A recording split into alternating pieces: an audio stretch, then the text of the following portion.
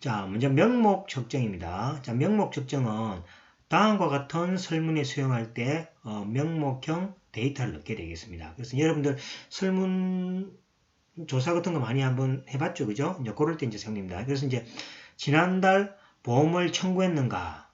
예, 아니요. 이렇게 답하는 거죠. 그래서 명목형도 순서를 바꿔도 2번이 1번, 2번이 아니오고 얘가 1번이 돼도 상관없는 것들이죠, 그죠?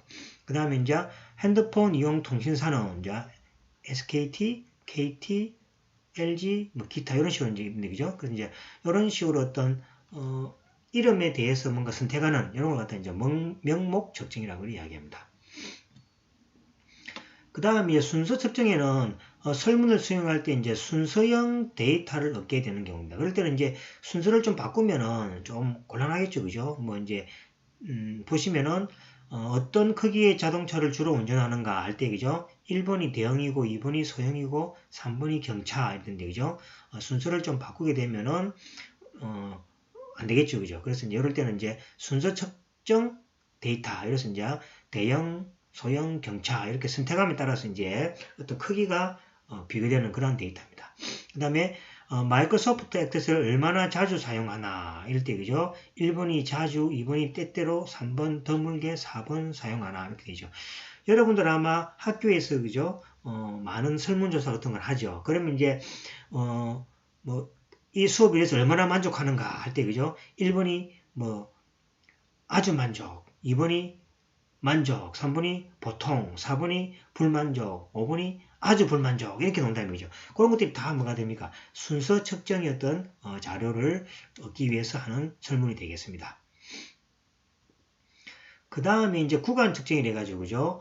구간형 데이터는 어떤 서비스나 제품에 대한 고객들의 만족도를 숫자로 평가하는 조사에서, 이제 어떤 제품에 대한 만족도를 숫자로 표시하는 조사에서 사용된다는 이야기죠. 그래서 이제 사용되는 척도 포인트는 주로 1에서 10까지 표현되는데, 사용되는 숫자는 임의적이며 0값의 의미를 갖지 않는다는 얘기죠. 그러나 각 척도 포인트 사이의 거리는 의미를 가진다는 얘기죠. 그래서 이제 요 구간 측정에서는 0값의 의미는 없다는 얘기죠. 그래서 이제 0은 없고 그냥 1부터 10까지 의미를 가지는 거죠. 그럴 때 이제 각 척도별로 포인트 사이의 거리는 의미를 가집니다. 그래서 이제 만족도가, 그죠? 1 되는 사람하고 만족도가 예를 들어서 3 되는 사람하고 1하고 3은 차이가 나는 거죠. 그 이제 거리만큼의 만족도였던 그 질도 좀 차이가 난다는 이야기죠. 그 다음에 4등급과 6등급의 차이는 7등급과 9등급 차이와 동일하다는 이야기. 그래서 이제 4등급, 6등급, 4, 5, 6, 7, 8, 9에서, 그죠? 근데 이제 4등급과 6등급 산의 차이는 2등급 차이 나죠. 그러면 이제 나중에, 그죠? 7등급, 9등급하고도 그 차이는 뭡니까? 동일하다는 얘기, 차이가. 그래서 이제 구간 측정이라는 것은 비율의 의미는 아니죠. 만약에 0의 값의 의미를 가진다면 0에서 1까지, 0에서 2까지, 3까지 하면, 그죠? 0을 중심으로 해서 어떤 비율이 생기기 때문에 차이의 어떤 구별도 이야기할 수 있지만은 어떤 구간 측정에서는 이런 식으로 그냥, 그죠? 그 어느 뭡니까?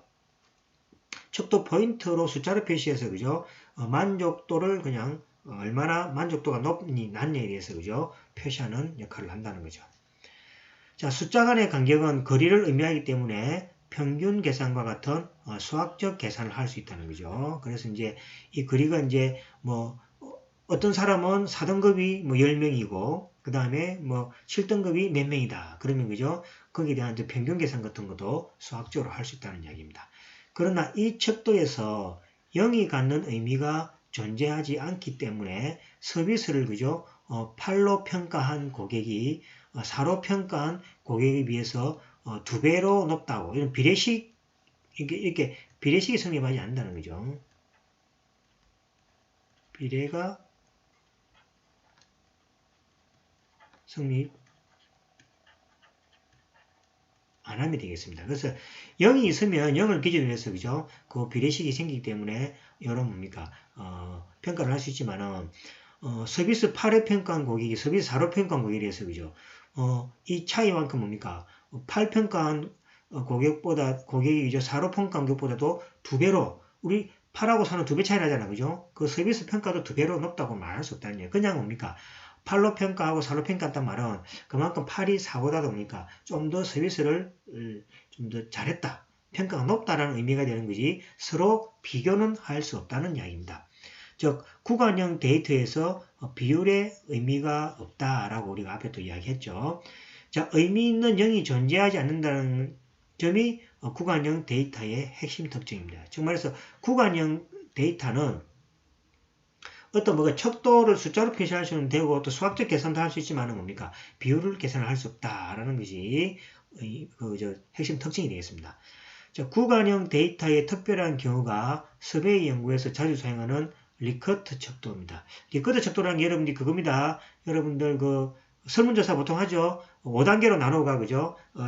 만족한다, 불만족, 만족, 보통, 만족하지 않는다, 아주 만족하지 않는다. 이렇게 5개 나눈 거 있죠. 이런 거 이제 리커트 척도라고 합니다. 그죠? 그래서 이제 이 척도는 보통 어떤 주장에 대해서 응답자가 자신의 찬성 반대의 견해를 5단계, 주로 5단계 주로 많이 쓰죠. 때에 따라서 뭡니까? 7단계의 언어로 표현된 응답 문항에서 고르는 식이다. 자, 예를 들면은 다음과 같겠습니다. 대학에 진학할 고등학생들은 수학 공부를 필수로 해야 한다. 하나를 고르시오. 그러니까 대학에 진학할 고등학생들은 기초 학문인 수학을 그죠? 필수로 해야 한다. 고르시오 그러면 그죠? 매우 그렇다. 대체로 그렇다. 그저 그렇다. 대체로 아니다. 매우 아니다. 이렇게 하는 거죠. 이런 것들이 이제 5단계로 주로 나누는 요걸 갖다 그죠? 리커트 척도. 이렇게 요 이제 구간형 데이터의 예시가 되겠습니다. 자, 그 다음에 마케팅 교수를 어떻게 평가하는지 하나를 고르시오.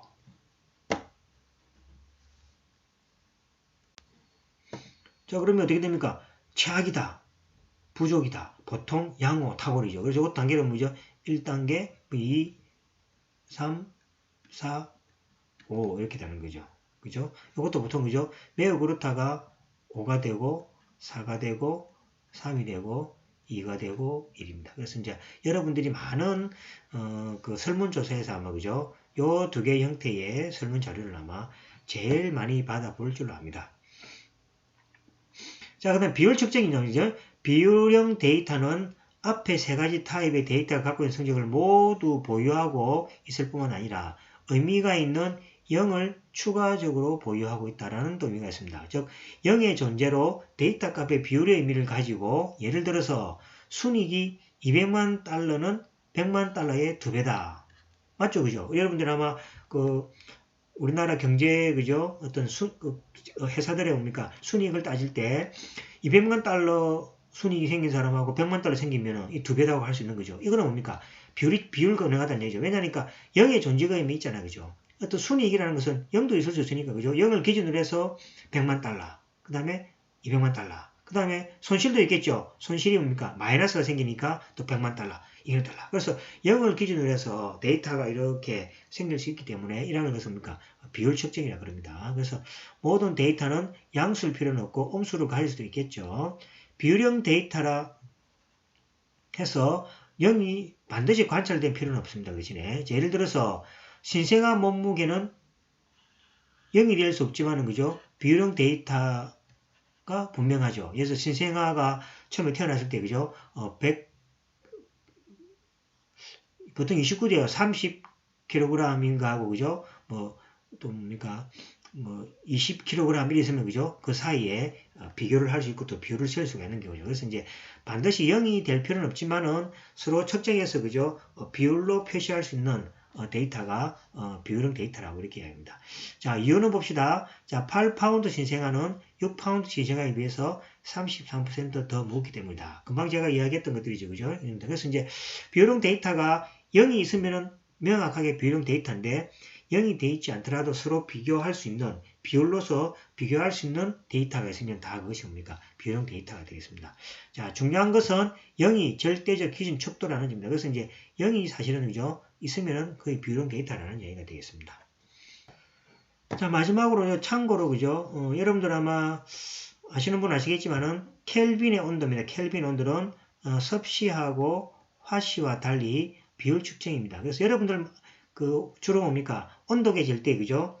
뭐 10도, 화씨 10도, 뭐, 그 다음에, 섭씨 10도, 20도 그러면 10도하고 20도에 있을 때, 그죠? 10도보다 20도가 뭡니까? 뭐, 2배 더 춥다. 이렇게 말을 못 하죠. 그래서 이제 우리가 쓰는, 그죠? 섭씨하고 화씨는 그 비율 측정이 아닙니다. 그죠? 그래서 켈빈의 온도는 그것이 됩니다. 그래서 이제, 켈빈 온도는 섭씨 및 화씨와 달리 비율 측정이고, 그 이유가, 0이, 그죠? 분자 진동이 멈추는 점을 나타내고 그 다음에 분자 진동에 따라서 뭡니까? 그 온도를 표시하기 때문에 켈빈 온도는 켈빈 온도가 예를 들어서 그죠? 뭐 2켈빈 온도하고 뭐 4켈빈 온도다 그러면 온도의 추이 정도가 그죠? 2배가 된다는 얘기죠. 그래서 이제 이 켈빈 온도는 0일 때 분자 진동이 딱 멈춰져서 그 다음 온도가 올라감에 따라서 분자 진동의 어떤 뭡니까? 활성화에 따라서 온도를 매기기 때문에 켈빈 온도는 뭡니까? 우리가 말하는 비율형 측정이 됩니다. 하지만 섭씨 화씨는 섭씨 온도에서 0은 단지 편의상으로, 그죠? 편의상이라는 게 이제 0도 정도 돼서 뭡니까? 물이 언다라는 의미의, 그죠? 0이지, 편의적인 상황이라는 얘기죠. 그래서 이제 30도씨하고 15도씨에 비해서, 이거는 뭡니까? 30도씨니까 12도씨니까 2배가 더 춥다. 이렇게 못한다는 얘기. 그래서 이제 2배의 온도는 아니다라는 이야기입니다. 그래서 참고로, 여러분들, 착각할 수 있는 경우죠. 뭐, 지금 몇 도다 하는 이야기는 비율 측정을 할 수가 없습니다. 단지 뭡니까?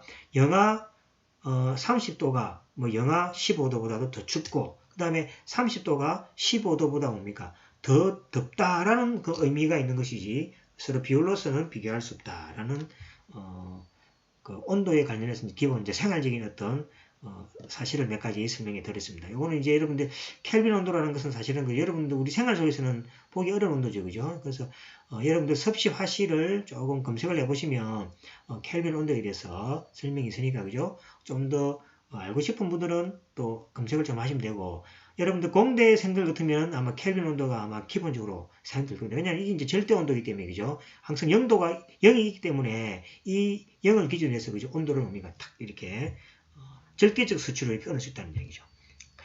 섭씨 화씨는 뭡니까? 비율 측정이 아니다라는 것만 아시면 되겠습니다.